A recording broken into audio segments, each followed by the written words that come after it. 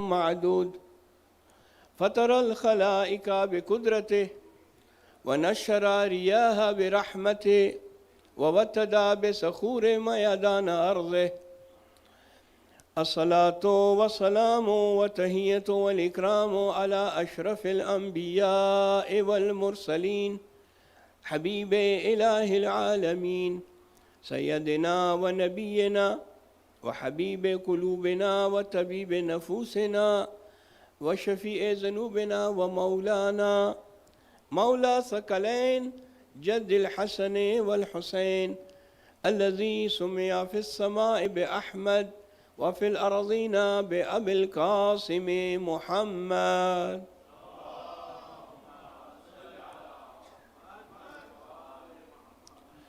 وعلى أهل بيته الطيبين الطاهرين المعصومين الذين أذهب الله عنهم الرجس وطهرهم تطهيرا.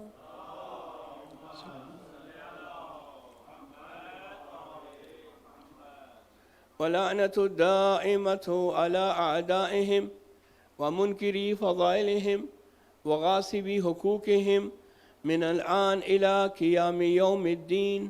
أما بعد، رب اشرح لي صدري ويسر لي أمري واحلل عقدة من لساني يفقه قولي آمين يا رب العالمين. فقال له الأسدي: يا ابن بنت رسول الله أخبرني عن قول الله تعالى: يوم ندعو كل أناس بإمامهم.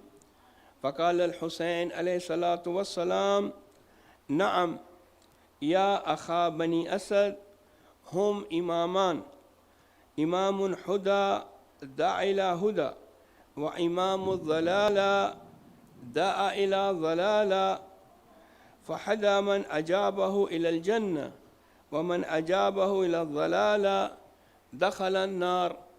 صدق مولانا ومقتدانا الإمام الحسين عليه الصلاة والسلام. صلوات.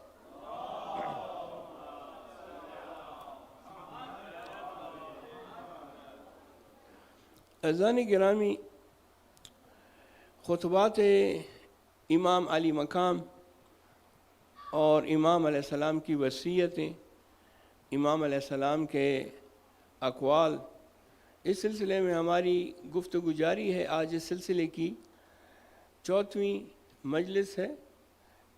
3 مجالس میں ہم نے امام علیہ السلام کے بعض خطبات کا ذکر کیا. آج 4تھی مجلس میں ایک خطبہ جو کہ بڑا مختصر ہے، تقریباً 2-3 سطر کا، لیکن اس میں جو امام علیہ السلام نے پیغام دیا ہے اس پہ اگر غور و فکر کیا جائے تو بہت گہرا پیغام ہے، جو ہماری اساس، اصل اور بنیاد ہے.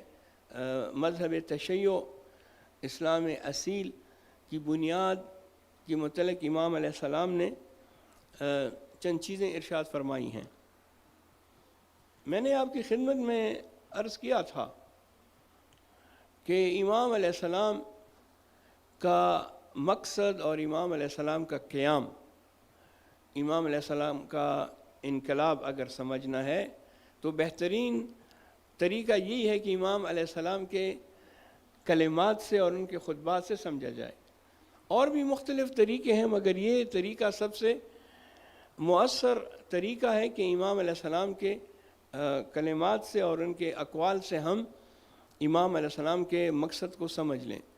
یہ بھی عرض کیا تھا آپ کی خدمت میں کہ ایسا عظیم انقلاب، ایسی عظیم قربانی، اس کی تاریخ میں مثال نہیں ملتی. اگرچہ اس سے پہلے بھی بہت زیادہ انقلابات آئے، بہت زیادہ لوگوں نے خروج کیا، بعض لوگ بغیر کسی گناہ کے انبیاء میں سے، اوصیاء میں سے قتل کیے گئے، لیکن جو اثرات ہیں اس شہادت کے، ایسے اثرات اور کہیں نہیں ملتے.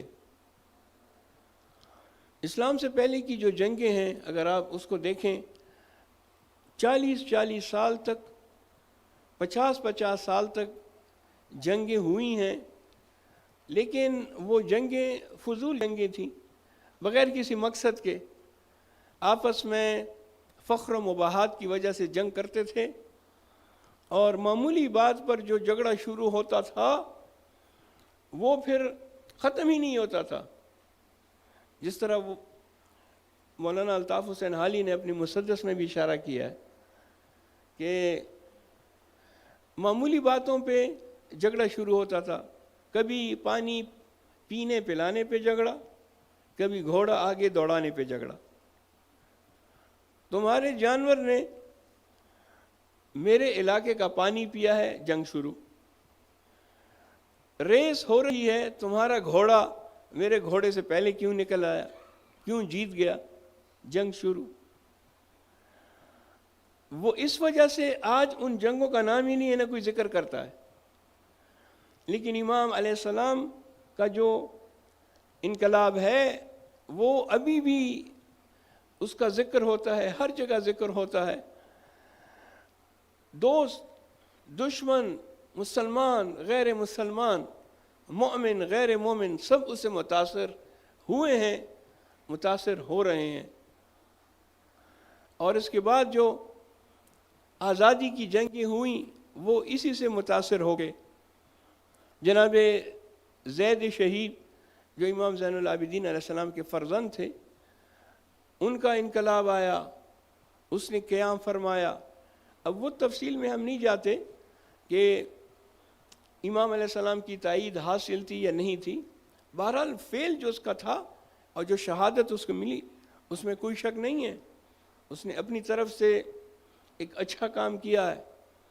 اس کے بعد ایک اور انقلاب آیا، شہید فخ ایک جگہ کو کہتے ہیں جو تقریباً مکہ سے 3 کلومیٹر کے فاصلے پہ. اس کا نام بھی حسین ابن علی تھا، اولاد امام حسین مجتبیٰ علیہ السلام سے. اس کا انقلاب آیا. اور پھر کربلا کے انقلاب کے بعد توابین کا انقلاب، جس میں 400 لوگ آئے اور انہوں نے امام حسین علیہ السلام کے خون کا بدلہ لیا، اور لینے کے لیے وہ اٹھ کھڑے ہوئے. اور ان کے پرچم اور سلوگن کا نام تھا یا لسارات الحسین، یعنی آؤ حسین کے خون کا انتقام لو. جس میں سلیمان ابن سورت الخزائی جیسے بزرگ لوگ تھے.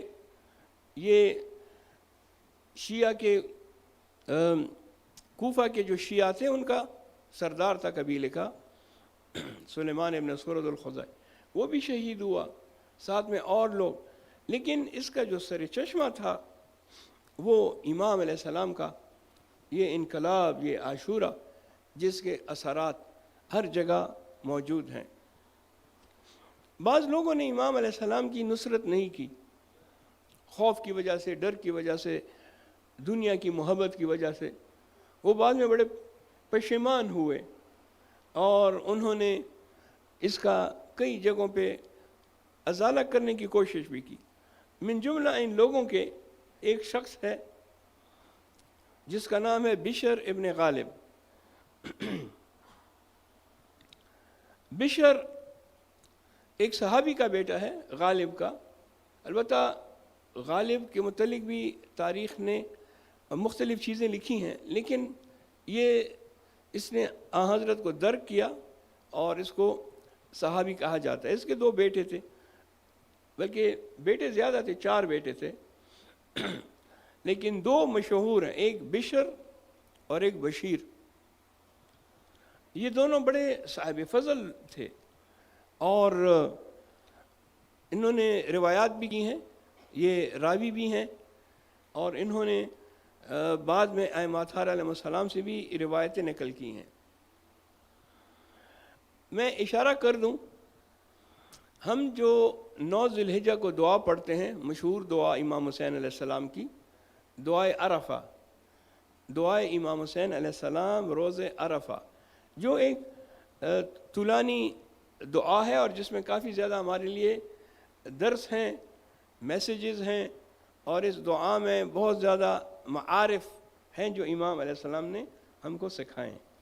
آپ لوگ بھی پڑھتے ہیں، ہم بھی پڑھتے ہیں، لیکن اس کی شرح اور تفسیر کم بیان کی جاتی ہے. لہٰذا کبھی موقع ملے تو اس دعا کو تفصیل کے ساتھ شرح کے ساتھ آپ پڑھیں۔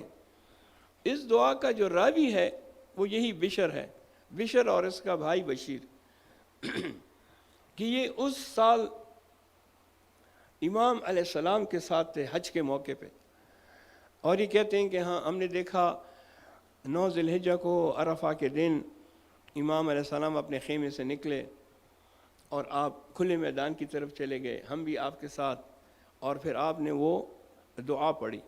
اب دیکھیں یہ دعا جو ہم تک پہنچی ہے یہ بشر کے ذریعے پہنچی ہے، بشر ابن غالب۔ کل میں نے آپ کی خدمت میں عرض کیا تھا کہ امام علیہ السلام نے 8 ذو الحجہ کو مکہ میں احرام تبدیل کر کے عمرہ کر کے اور خطبہ دے کے آپ مکہ سے باہر نکل آئے۔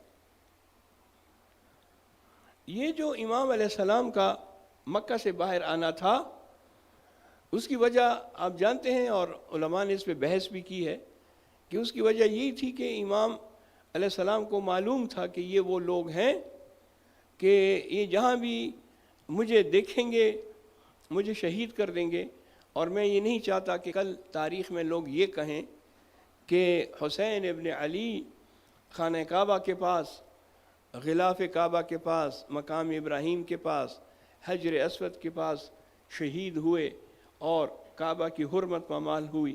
وہ کعبہ کے جس میں کسی کو قتل کرنا، ایک جانور اور ایک کیڑے مکوڑے کو بھی مارنا حرام ہے۔ لہذا امام علیہ السلام نکلے، مگر نکلنے سے پہلے آپ نے فرمایا کہ جو میرے ساتھ جانا چاہتا ہے میں کل صبح جا رہا ہوں، اور جو ہمراہی کرنا چاہتا ہے اور جو اللہ تعالیٰ کے ساتھ ملاقات کا خواہاں ہے، خواہش مند ہے، وہ میرے ساتھ چلے۔ امام نے یہ جملہ کئی مرتبہ کہا ہے لوگوں کو اتمام حجت کے لیے۔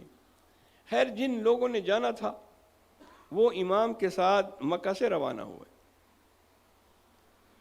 اور یہ جو قافلہ ہے جو ابھی مکہ سے نکلا ہے اس میں زیادہ تر لوگ وہ ہیں جو مکہ میں امام علیہ السلام کے ساتھ آ کر مل گئے تھے۔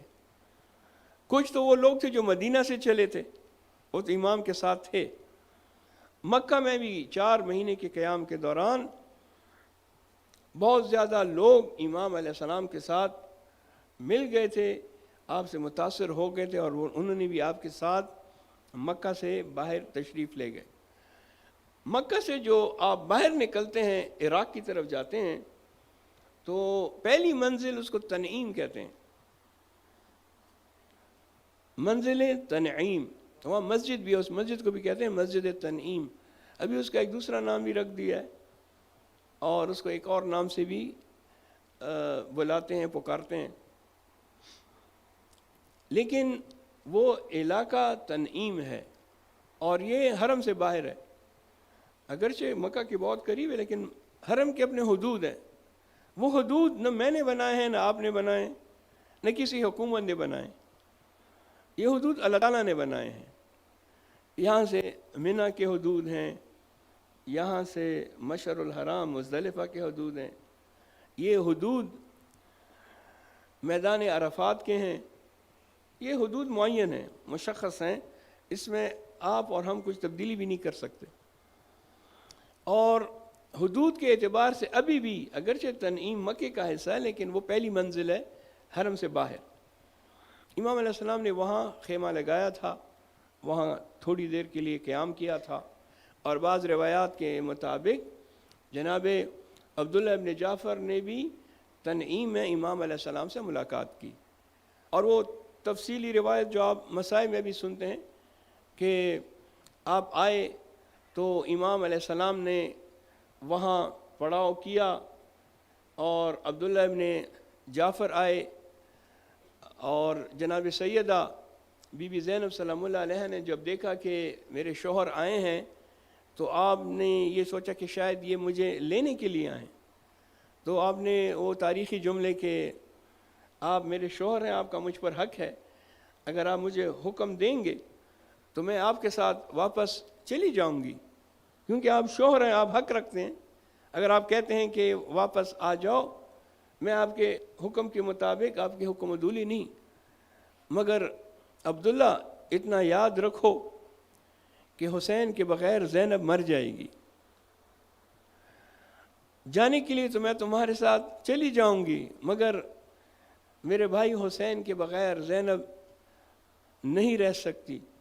تو پھر حضرت نے کہا نہیں، میں تو آپ کو لینے کے لیے نہیں آیا، بلکہ میں تو خدا حافظ کہنے کے لیے آیا ہوں، اور میری طرف سے یہ 2 قربانیاں ہیں، آن اور محمد۔ اب امام علیہ السلام نے دوسری منزل کی طرف گئے، اس کو کہتے ہیں منزل صفا۔ یہ بھی ایک جگہ ہے، اور آپ کو اس علاقے کا اگر آپ دیکھیں جغرافیائی طریقے سے تو آپ کو معلوم ہوگا کہ یہ پورا علاقہ پہاڑی علاقہ ہے، اور انتہائی یہاں سخت پتھریلی قسم کے پہاڑ ہیں، وادی ہے، صحرا ہے۔ اس کے بعد ایک اور منزل ہے جس کو کہتے ہیں وادی عقیق، یہ بھی بہت مشہور منزل ہے، اور وادی عقیق کے بعد اسے جو ایک منزل ہے جو اس کے ساتھ مل جاتی ہے، اس کو کہتے ہیں ذات عرق یا ذات العرق۔ عرق کہتے ہیں رق کو۔ اب یہ جو نام رکھے گئے ہیں اس کی کوئی نہ کوئی وجہ تسمیہ ہوتی ہے۔ فرض کریں کہ اگر کسی علاقے کو وادی عقیق کہتے ہیں تو شاید وہاں پہ عقیق ملتے ہوں گے یا عقیق نکلتے ہوں گے۔ ذات عرق کا مطلب ہے وہ جگہ جو رگوں کی طرح ہے، رگ کی طرح۔ اب وہاں کے جو پہاڑ ہیں اگر آپ ان کو دیکھیں تو ایسی ہے جس طرح رگیں ہوتی ہیں۔ کسی زمانے میں شاید وہاں پانی ہوا کرتا تھا بہت پہلے، اب وہ جب پانی ختم ہو گیا تو وہ پہاڑ رگوں کی صورت میں۔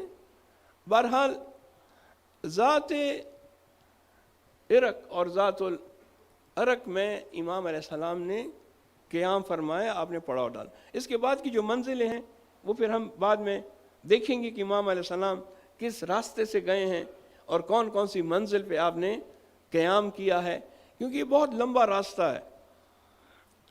ایک منزل اور دوسری منزل، 2 منزلوں کے درمیان کبھی 60 کلومیٹر کا فاصلہ ہوتا ہے، کبھی 100 کلومیٹر کا فاصلہ ہوتا ہے۔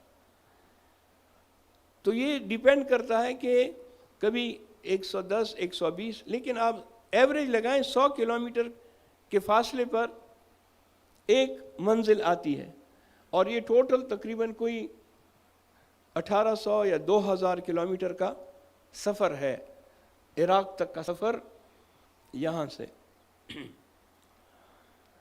ذات العرق یہ وہ جگہ ہے کہ جہاں سے عراق سے لوگ آتے ہیں اور جاتے ہیں، یہ عراق والا راستہ ہے، اور ظاہراً میں 100% شور نہیں ہوں لیکن یہ میقات بھی ہے، کیونکہ میقات تو مختلف ہیں۔ اب میقات بھی نہ میں نے بنائے نہ آپ نے، وہ حضرت جبرائیل نے بنائے ہیں اللہ تعالیٰ کے حکم سے۔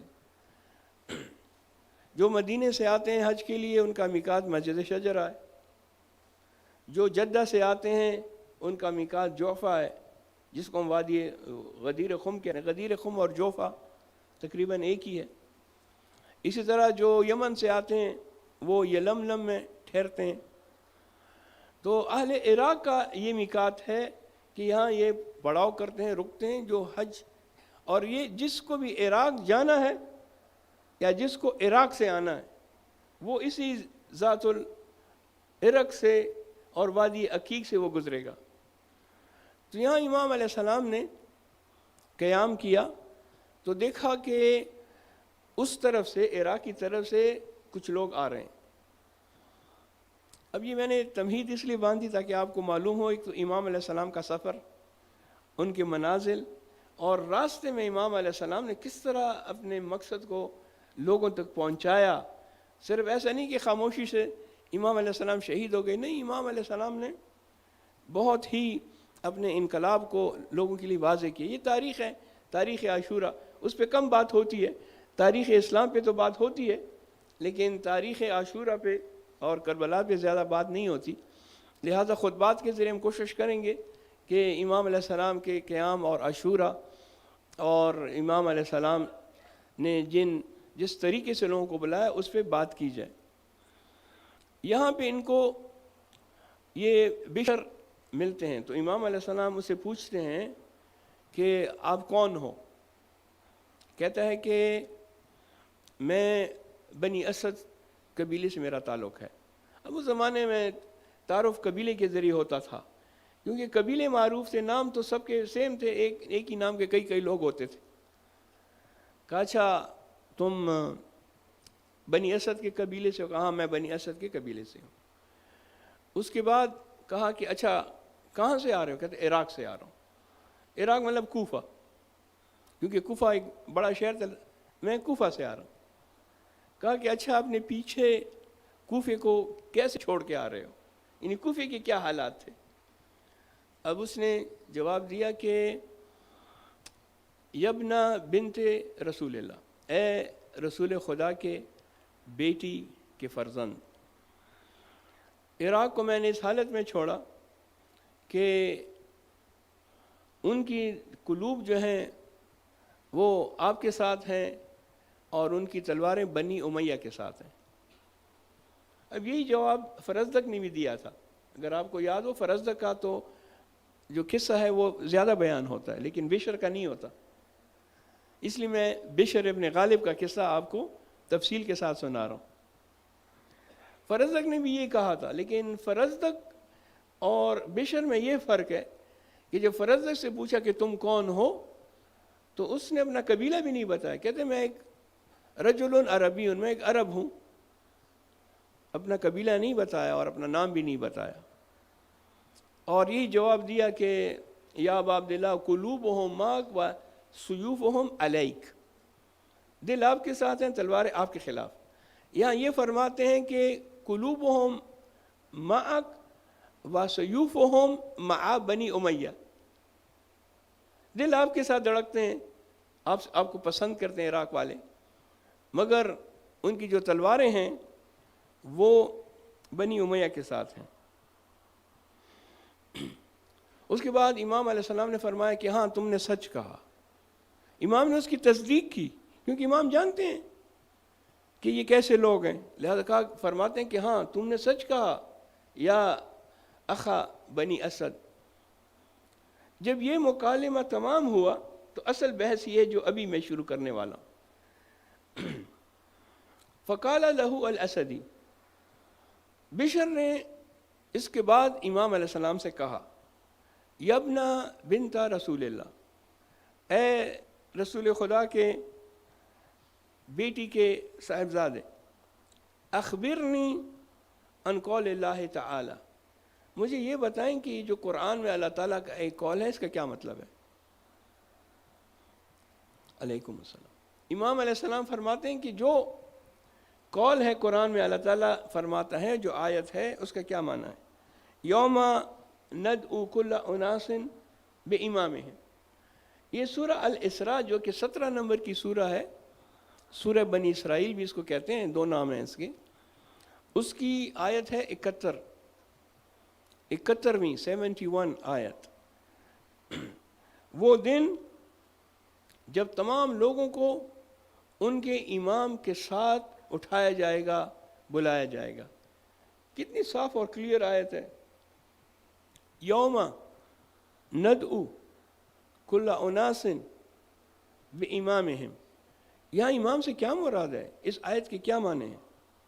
اب امام علیہ السلام، یہ جو آیت کریمہ ہے یہ امامت اور حقیقت امامت پر بہت بڑی دلیل ہے۔ قیامت کے دن ہر ایک شخص کو اس کے امام، اس کے لیڈر کے ساتھ اٹھایا جائے گا، وہ اس کے ساتھ معشور ہوگا، تو جس قسم کا لیڈر ہوگا اسی قسم کا اس کا حشر نشر بھی ہوگا۔ کتنی صاف آیت ہے، وہ دن جو کہ قیامت کا دن ہے، سب کو ان کے امام کے ساتھ۔ امام فرماتے ہیں، اب اس نے آیت کی تفسیر پوچھی، اس معاملے میں تو وہ ہوشیار تھا کہ چلو امام علیہ السلام کی نصرت نہیں کر سکتے لیکن کم از کم امام سے کچھ سیکھ تو لیں۔ امام فرماتے ہیں کہ فقال الحسین علیہ السلام نعم یا اخا بنی اسد، ہاں اے برادر بنی اسد کے، ہم امامان، دو قسم کے امام ہیں، امام الہدا، ایک وہ امام کہ جو ہدایت والا امام ہے، جو اچھا اور صحیح امام ہے، دعا الی ہدا، وہ لوگوں کو ہدایت کی طرف بلاتا ہے. جو امام ہدیٰ ہے وہ لوگوں کو ہدایت کی طرف. وَإِمَامُ ضلالہ، ضلالہ کا مطلب ہے گمراہی، ضلالت. ایک وہ امام ہے کہ جو گمراہ ہے، خود بھی گمراہ ہے، اور وہ لوگوں کو جب بلاتا ہے تو گمراہی کی طرف بلاتا ہے. دعا الی ضلالہ، وہ لوگوں کو گمراہی کی طرف لے کر جاتا ہے. فہدی من اجابہ الی الجنہ، بس ہدایت پا گیا وہ شخص کہ جس نے امام ہدیٰ کی بات پر اس کی اجابت کی، لبیک کہا، تو وہ جنت میں چلا گیا اپنے امام کے ساتھ، امام ہدایت کے ساتھ. ومن اجابہ الی الضلالہ، اور جس نے بھی گمراہ امام کی بات پر لبیک کہا، دخل النار، تو وہ جہنم میں داخل ہو گیا. کیونکہ جو گمراہ امام ہے وہ جہاں وہ جائے گا تو اپنے ساتھ باقی ماننے والوں کو بھی لے کر جائے گا. بس یہ جو امام علیہ السلام جس کی طرف اشارہ کر رہے ہیں، یہ ایک قرآنی حکم ہے. قرآن میں بھی دو قسم کے اماموں کا ذکر کیا گیا. ایک ہے امام ہدیٰ، قرآن میں ذکر ہے. ایک ہے امام ضلالہ اور امام کفر. جو شخص جس امام کو مانے گا وہ اسی امام کے ساتھ معشور ہوگا. ہم 12 اماموں کو مانتے ہیں جو 12 معصومین ہیں. 14 معصومین کو ہم مانتے ہیں، اس میں 12 امام ہیں.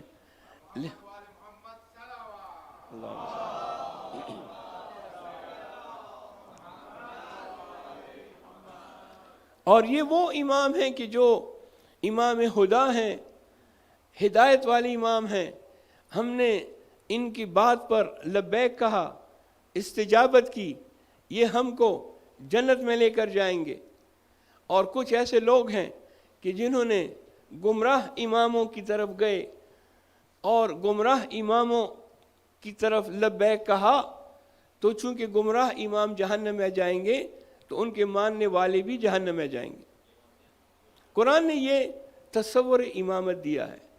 لیکن اس سے پہلے جو سب سے امپورٹنٹ چیز ہے وہ خود امامت ہے، کہ قرآن نے امامت کے موضوع پہ جو آیات ہیں اس میں امام علیہ السلام، اس میں قرآن مجید میں وہ جو آیات ہیں امامت کے سلسلے میں، اس کو ہمیں سمجھنا ہے اور امامت کے موضوع کو واضح کرنا ہے اور دوسروں تک پہنچانا ہے.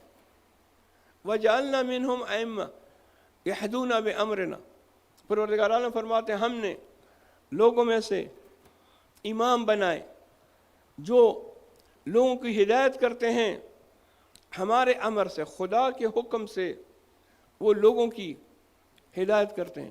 ہمارے پاس عزیزان گرامی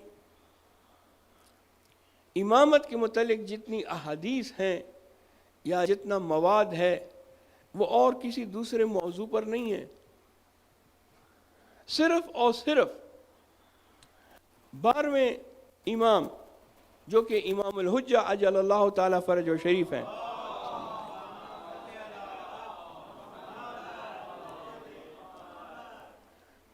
صرف ان کے متعلق 10,000 سے زیادہ حدیثیں ہیں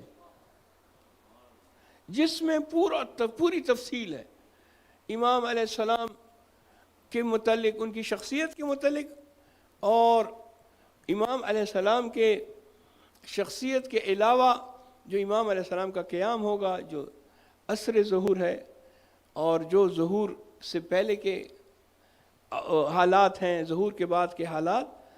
لہذا اس میں اتنی تفصیل ہے کہ کوئی ایسی چیز رہ ہی نہیں گئی کہ جو ہمارے لیے واضح نہ کی گئی ہو. اور یہ سلسلہ ہدایت کا اور امامت کو سمجھانے کا رسول خدا کے زمانے سے شروع ہوا. ابھی امام علیہ السلام کی ولادت نہیں ہوئی، 12ویں سرکار ابھی دنیا میں تشریف نہیں لائے، حضرت نے بتانا شروع کیا کہ وہ کون ہوں گے، کیسے ہوں گے، کیا کریں گے. اس کا نام میرا نام ہوگا، اس کی کنیہ میری کنیت ہوگی، وہ غیبت کبریٰ میں جائے گا. یملأ الارض قسطا وعدلا کما ملئت ظلما وجورا، زمین اور آسمان کو عدل و انصاف سے بھر دے گا جس طرح زمین اور آسمان ظلم و بربریت سے بھر چکی ہوگی. ابھی ولادت نہیں ہوئی مگر حضرت احادیث کے ذریعے امام کا تعارف کرا رہے ہیں. اس کے بعد امیر المومنین علیہ السلام سے اتنی زیادہ حدیثیں ہیں 12ویں سرکار کے متعلق، پوری تفصیل پوچھا گیا یا امیر المومنین دجال کون ہے؟ امام علیہ السلام نے پورا بتایا دجال کون ہے، اس کی علامات کیا ہیں. کہا کہ متى یخرج الدجال، یہ دجال کب خروج کرے گا؟ امام علیہ السلام نے بتایا کہ جب ایسا ہوگا، یہ علامات ہوں گی، وہ علامات ہوں گی، تو پھر دجال خروج کرے گا. اور اس کا انجام، سفیانی کون ہے، سفیانی کا کیا انجام ہے، یہ تمام چیزیں روایات میں ہیں. اس کے بعد ہم دیکھتے ہیں کہ چھٹے امام نے مفصل بتایا للقائم 5 علامات، ہمارے قائم کے لیے، وہ قائم مطلب امام زمانہ، اس کے لیے 5 علامات ہیں جو کہ حتمی ہیں. جب یہ 5 علامات ہوں گی، یہ حتمی علامات، تو امام علیہ السلام ظہور فرمائیں گے. پوری تفصیل بتائی.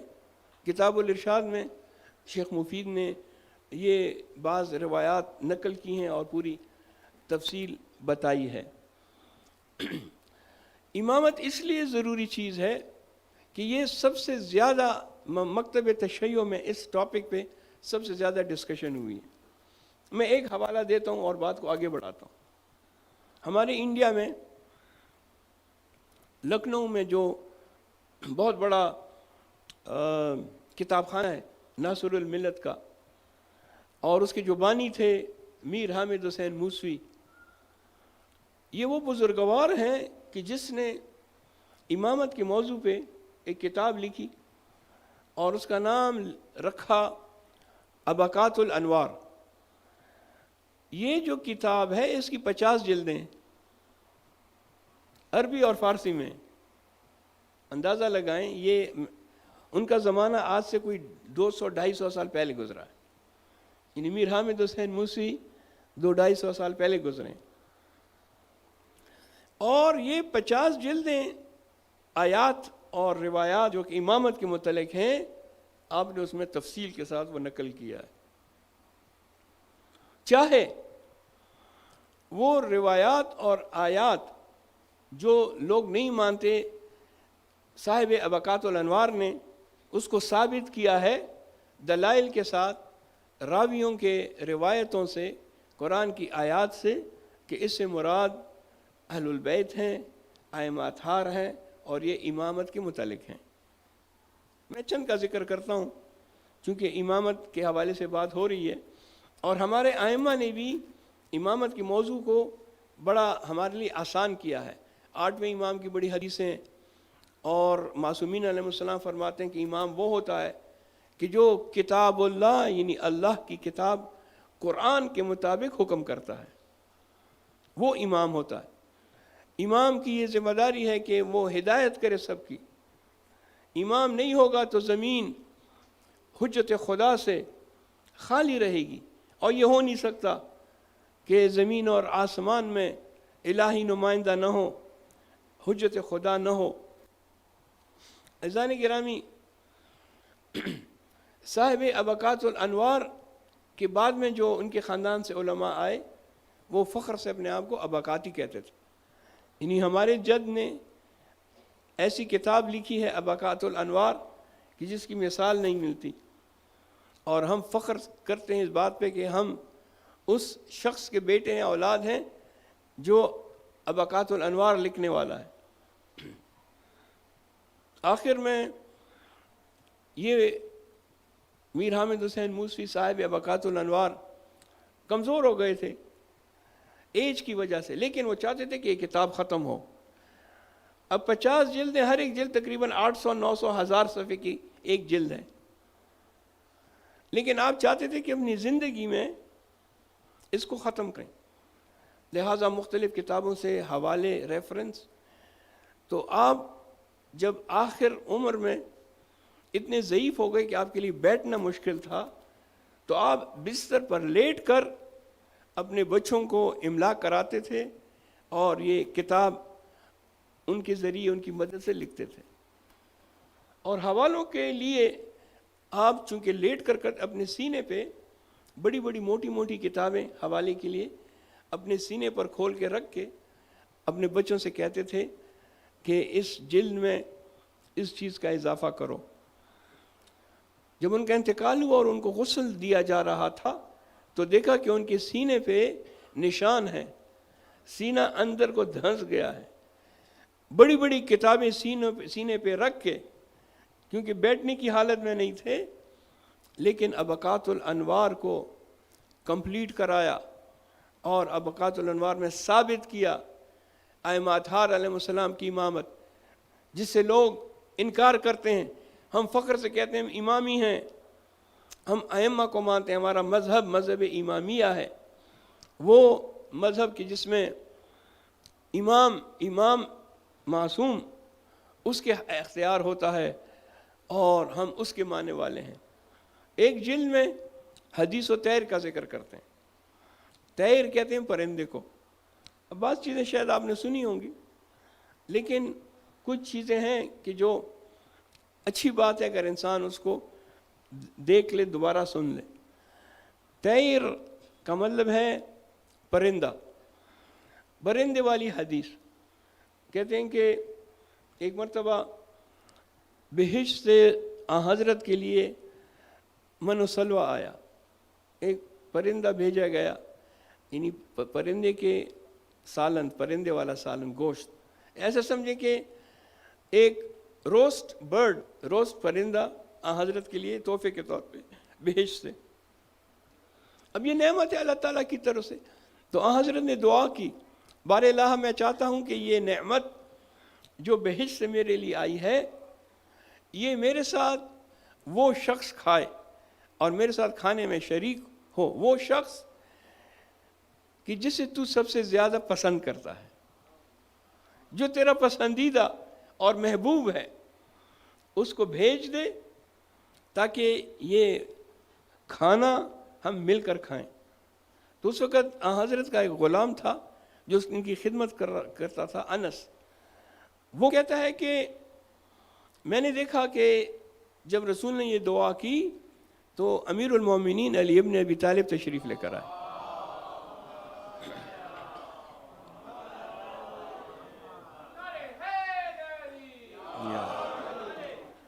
مگر میں نہیں چاہتا تھا کہ امیر المومنین رسول خدا کے ساتھ یہ کھانا کھائے, اور یہ جو بہشت کی نعمت ہے یہ امیر المومنین کو بھی حسد تھا, لوگ حسد کرتے تھے.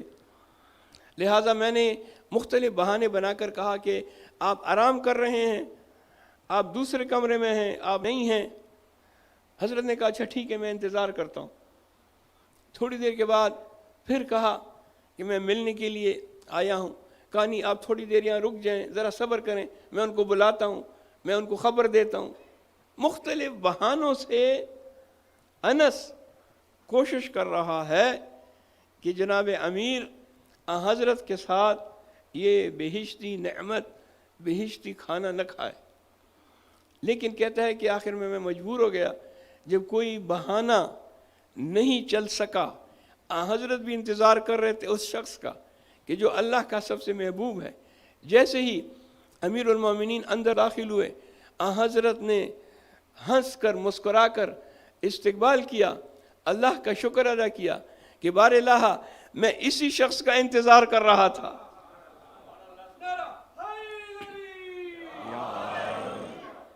بے شک میرا بھائی علی پروردگار عالم کا محبوب ہے, اسی لیے جس شخص کا مجھے انتظار تھا وہ شخص آیا, اور اس طرح حضرت امیر نے وہ بہشتی نعمت حضرت کے ساتھ تناول فرمائی. اسی طرح ہم دیکھتے ہیں حدیث معراج میں, معراج کے موقع پہ حضرت تشریف لے گئے. اب معراج ایک معجزہ ہے, اور یہ معجزہ ولایت تکوینی کی دلیل ہے. ہم امامت کے سلسلے میں ولایت تکوینی کے قائل ہیں. ولایت تکوینی یعنی وہ طاقت کہ جو اللہ تعالیٰ نے معصومین کو دی ہے، جس کی وجہ سے وہ کائنات میں تصرف کر سکتے ہیں۔ ولایت کا مطلب ہے پاور، طاقت، ایسی پاور کہ جو اللہ تعالیٰ نے، وہ بعبارت اخرى معجزہ، اللہ تعالیٰ نے بعض لوگوں کو معجزات عطا کیے ہیں، انبیاء کو معجزات عطا کیے ہیں، ائمہ اطہار علیہ السلام کو، معصومین کو معجزات عطا کیے ہیں جو ولایت تکوینی ہے۔ حضرت کا معراج پہ جانا ولایت تکوینی ہے، معجزہ ہے، اور اس کا سب اقرار کرتے ہیں۔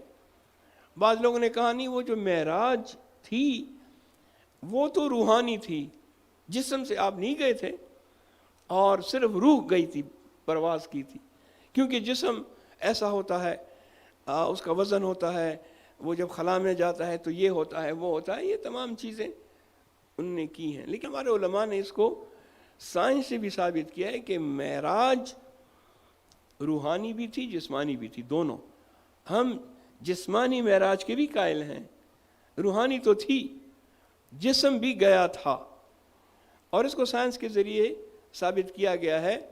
آیت اللہ العظمیٰ سید محمد حسین بروجردی نے اس سلسلے میں کافی دلائل کے ساتھ اس کو ثابت کیا۔ وہ کافی پرانے عالم تھے، اور بعض لوگ کہتے ہیں کہ آئنسٹائن کے ساتھ بھی اس کی خط و کتابت تھی۔ آئنسٹائن بعض اوقات کچھ مسائل پوچھا کرتا تھا اسلام کے متعلق، تو سید محمد حسین بروجردی اس کو جواب دیا کرتے تھے۔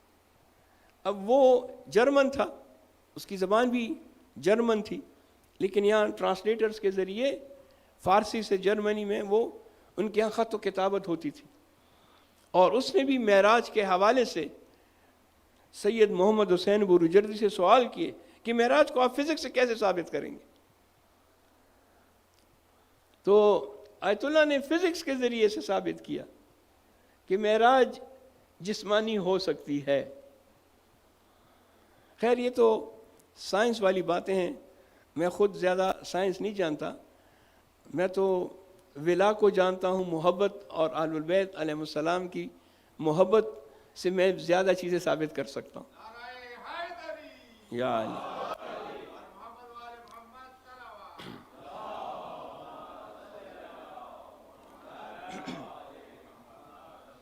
لہٰذا اظہر حسن زیدی صاحب کا، ہمارے لاہور کے بہت بڑے عالم تھے، ان کا جملہ ہے کہ ان سے پوچھا گیا کہ یہ معراج کیا ہے، معراج کس کو کہتے ہیں؟ اب اس کا شاید سوال کرنے والے کا مقصد یہ تھا کہ فزکس سے ثابت کریں گے، سائنس سے ثابت کریں گے کہ معراج یہ ہے۔ آپ نے کہا معراج 5 حروف کا مجموعہ ہے، ایک میم ہے، ایک عین ہے، ایک را ہے، ایک الف ہے، اور ایک جیم ہے۔ ان 5 حروف کے مجموعے کو معراج کہتے ہیں۔ پہلا حرف میم، اس سے محمد بنتا ہے، اور دوسرا حرف عین، اس سے علی بنتا ہے۔ اور معراج ہے کیا؟ محمد اور علی کے راج کو معراج کہتے ہیں۔ یا علی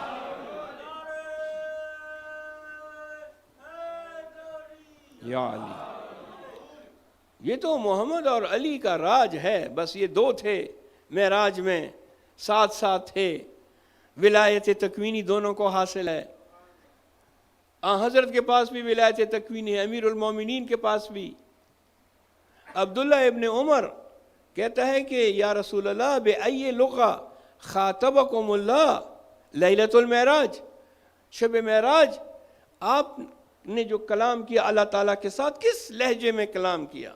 وہ لہجہ کس کا تھا؟ اللہ کا تو لہجہ ہوتا نہیں ہے، نہ ہمیں معلوم ہے کہ اللہ کا لہجہ کیسا ہے، ہمیں تو نہیں معلوم۔ کہا خاطبنی اللہ تعالیٰ نے مجھ سے خطاب کیا بے لہجت اخی علی ابن ابی طالب علیہ الصلوۃ والسلام۔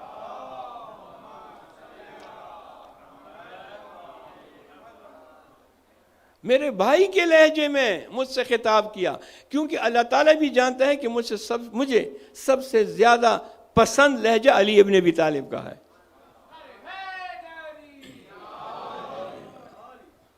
بس جب ولایت تکوینی کی بات آتی ہے، معراج کی بات آتی ہے، یہ پاسبل نہیں ہے، یہ نہیں ہو سکتا۔ اور بالخصوص ائمہ کے لیے تو انبیاء کے لیے تو قائل ہیں کہ ہاں ان کے پاس معجزات تھے۔ اسی ولایت تکوینی کے ذریعے حضرت موسیٰ علیہ السلام نے دریا کو 2 حصوں میں تقسیم کیا۔ اسی ولایت تکوینی کے وجہ سے حضرت نے چاند کو، قمر کو 2 ٹکڑوں میں تقسیم کیا۔ مگر جب ائمہ کی بات آتی ہے تو کہتے ہیں نہیں، یہ کیسے ہو سکتا ہے کہ ان کے پاس اتنی طاقت ہو، ان کے پاس یہ ولایت ہو۔ حالانکہ قرآن کہتا ہے کہ یہ تو معصومین ہیں، انبیاء بھی معصوم ہیں، ائمہ بھی معصوم ہیں۔ ولایت تکوینی کی پاور تو ایک جنات کے پاس بھی ہوتی ہے، جن کے پاس بھی ہوتی ہے۔ کالا افریت من الجن، سلیمان کون بلقیس کو لے کر آئے گا؟ ایک جن نے کہا جس کا نام افریت تھا، قوم جن سے کہا میں لے کر آؤں گا۔ اب جن کے پاس پاور ہے مگر امیر المومنین کے پاس پاور نہیں ہے۔ پھر وہاں پہ ایک اور شخصیت تھی، آصف ابن برقیہ، جو سلیمان کے وصی تھے۔ اس نے کہا کہ اے نبی اللہ، میرے پاس اس جن سے بھی زیادہ پاور ہے۔ وہ یہ کہ جن جتنا ٹائم لے گا اس سے کم وقت میں بلقیس کو لے کر آ جاؤں گا۔ کہا اچھا ٹھیک ہے، یہ اچھی بات ہے کہ تم یہ کارنامہ کر دو، یہ معجزہ دکھا دو، اپنی ولایت تکوینی کا اظہار کرو۔ تو کیا سلیمان علیہ السلام خود بلقیس کو نہیں لے کر آ سکتے تھے؟ حضرت سلیمان کے پاس تو اتنی پاور تھی کہ آپ کا تخت ہوا میں اڑتا تھا، جنات پر آپ کی حکومت تھی۔ حضرت سلیمان علیہ السلام خود بلقیس کو لے کر آ سکتے تھے، مگر آصف کے ذریعے یہ معجزہ اور یہ ولایت دکھائی تاکہ لوگوں کو پتہ چلے کہ نبی کا وصی بھی طاقتور ہوتا ہے، اور وصی کے پاس بھی وہ اختیارات ہوتے ہیں جو نبی کے پاس ہوتے ہیں۔ لہذا قرآن کہتا ہے یقول الذین کفروا، وہ لوگ کہ جو کفر اختیار کیے ہوئے ہیں، کافر ہیں، وہ کہتے ہیں لست مرسلا، آپ تو رسول نہیں ہیں، ہم آپ کو رسول نہیں مانتے۔ قل کفا باللہ ہے، ان سے کہہ دو کہ میری رسالت کے لیے اللہ کی گواہی کافی ہے۔ اللہ گواہ ہے میرا کہ میں رسول ہوں، مجھے اور گواہ لانے کی ضرورت نہیں ہے۔ ایک اللہ کی گواہی اور دوسرے اس شخص کی گواہی کہ جس کے پاس کتاب کا علم ہے۔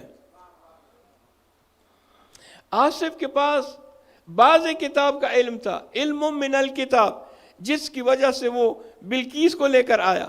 امیر المومنین کے پاس تمام کی تمام کتاب کا علم ہے۔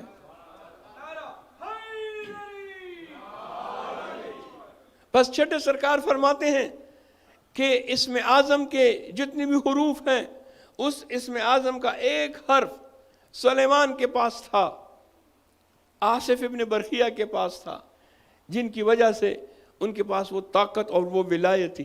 ہمارے پاس تو اسم اعظم کے سارے حروف کا علم ہے۔ لہذا کہتے ہیں کہ ایک یہودی کچھ پڑھ کر پانی پہ چلا کرتا تھا۔ ایک مرتبہ امیر المومنین سے اس کی ملاقات ہوئی تو یہودی نے کہا دیکھو ہم حق پر ہیں، ہم سچے ہیں اور ہم پانی پہ چل سکتے ہیں۔ امیر المومنین فرماتے ہیں پانی پہ تو میں بھی چل سکتا ہوں۔ کہا اچھا آپ بھی چل سکتے ہیں؟ کہا ہاں میں بھی چل سکتا ہوں۔ کہا اچھا آپ چل کر دکھائیں۔ امیر المومنین نے بھی پانی کے اوپر سفر کیا، چل کر دکھایا اور اس طرف اتر گئے۔ اب یہ یہودی عالم بڑا حیران ہوا، کہا کہ آپ کے پاس یہ طاقت کہاں سے آئی؟ کہا پہلی تو بتا تیرے پاس یہ طاقت کہاں سے آئی؟ کہا میرے پاس تو اسم اعظم کا ایک حرف ہے، میں وہ اس کی ورد کرتا ہوں اور اس حرف اسم اعظم کے حرف کی وجہ سے میں پانی پہ۔ کہا وہ کیا حرف ہے؟ کہا میں کہتا ہوں ایلیا ایلیا ایلیا۔ امیر المومنین فرماتے ہیں جس ایلیا کو تو پکارتا ہے وہ میں علی ابن ابی طالب ہوں. یا علی. بس اذان گرامی آپ کی زحمات کو تمام کرتا ہوں. انشاءاللہ امام علیہ السلام کے اقوال اور خطبات کا ذکر کل کچھ اور خطبات کا ذکر کریں گے جس امام علیہ السلام کے قیام اور امامت کی اہمیت کا پتہ چلتا ہے. بس ایک کال نقل کر دوں شب جمعہ کے حوالے سے، ویسے اس کی تفصیل کا وقت نہیں ہے لیکن ایک تذکر شب جمعہ کو ہونا چاہیے. امام علیہ السلام کا ایک قول ہے، فرماتے ہیں کہ الناس عبید دنیا. بس یہ مجلس کا اختتام ہے. جو لوگ ہیں ناس، یہ دنیا کے بندے ہیں، دنیا کے غلام ہیں. الناس عبید دنیا، دنیا کے غلام ہیں، دنیا دار ہیں لوگ. بس دنیا دنیا دنیا، آخرت کی پرواہ نہیں ہے. آخرت کی پرواہ جس کو ہوگی وہ آ کر علم حاصل کرے گا، وہ خضوع اور خشوع کے ساتھ نماز پڑھے گا، وہ تفکر کرے گا. الناس عبید دنیا. اور جو اسلام ہے والاسلام لائق علی السنتہم، یہ جو اسلام کی باتیں کرتے ہیں ایمان والے، یہ صرف زبان کی حد تک ہے. عملی طور پہ دیکھا جائے تو یہ لوگ دنیا دار لوگ ہیں، دنیا کے غلام ہیں. اسلام صرف زبان کی حد تک ہے، عمل کی حد تک نہیں ہے. لیکن ہم الحمدللہ اہل البیت کے ماننے والے، ائمہ کے چاہنے والے، ہم انشاءاللہ انہی ائمہ سے سیکھتے ہوئے عمل بھی کرتے ہیں، عمل بھی کریں گے. ہم ان لوگوں میں نہیں ہیں کہ جو دنیا کے غلام اور صرف زبان کی حد تک اسلام. عزیزان گرامی، آپ نے مرثیہ سنا، ذوالجناح کا ذکر ہو رہا تھا. بس میں دو روایتیں پڑھتا ہوں، دونوں روایتیں ذوالجناح کے متعلق. ایک وہ روایت ہے کہ جب امام علیہ السلام خیام سے رخصت ہو رہے تھے، رخصتی والی روایت. اور بعض علماء جو ذاکرین ہیں، پڑھتے ہیں، انہوں نے خواب میں دیکھا کہ جناب سیدہ فرماتی ہیں کہ میرے بچے کی رخصتی خیام سے جس میں مظلومیت کی انتہا ہے وہ پڑھا کر، اے خطیب اس کا زیادہ ذکر کیا کر. امام علیہ السلام نے کچھ لوگوں سے رخصتی لی، امام زین العابدین سے رخصتی لی، سیدہ زینب سے رخصتی لی، اور جو مستوراتی شہزادیاں تھیں ان سے رخصتی لی، اور حضرت سکینہ سے بھی رخصتی لی. چھوٹی بی بی سے رخصتی لینے کے بعد جب آپ ذوالجناح پر بیٹھتے ہیں، ذوالجناح تھوڑی دیر آگے چل کر رک جاتا ہے. امام فرماتے ہیں ذوالجناح مجھے پتہ ہے تو تھک گیا ہے، بس یہ آخری زحمت دے رہا ہوں، وہ بھی صرف لے جانے کی زحمت ہے، واپس لانے کی زحمت نہیں دوں گا. بس مجھے مقتل کی طرف لے جا، وعدہ گاہ کی طرف لے جا جہاں میں نے وعدہ پورا کرنا ہے. گھوڑے نے سر کے اشارے سے اپنے سموں کی طرف اشارہ کیا. حضرت نے دیکھا ایک چھوٹی بچی ذوالجناح کے سموں سے لپٹی ہوئی ہے. فرماتی ہیں میرے بابا کے گھوڑے، میرے بابا کو مقتل مت لے کر جا، آج صبح سے جو بھی مقتل گیا ہے واپس نہیں آیا. اجرکم علی اللہ. امام علیہ السلام گھوڑے سے نیچے اترے، بچی کو گود میں اٹھایا، تسلی دی، بی بی زینب کے سپرد کیا، میدان کی طرف چلے.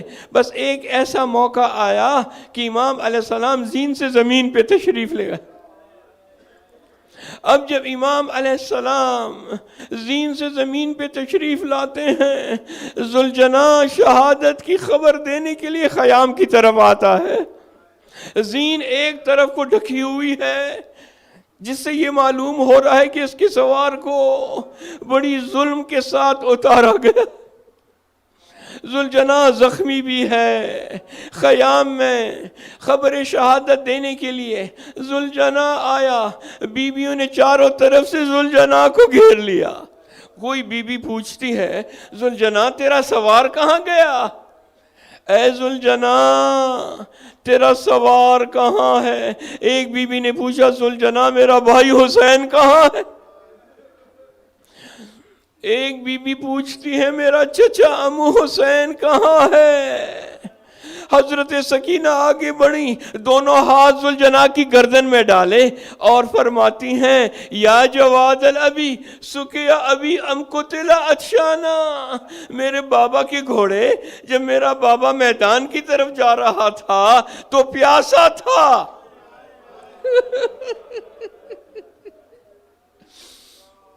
میرے بابا کے گھوڑے یہ بتا کہ آخر وقت میں میرے بابا کو پانی دیا گیا یا پیاسا ہی شہید؟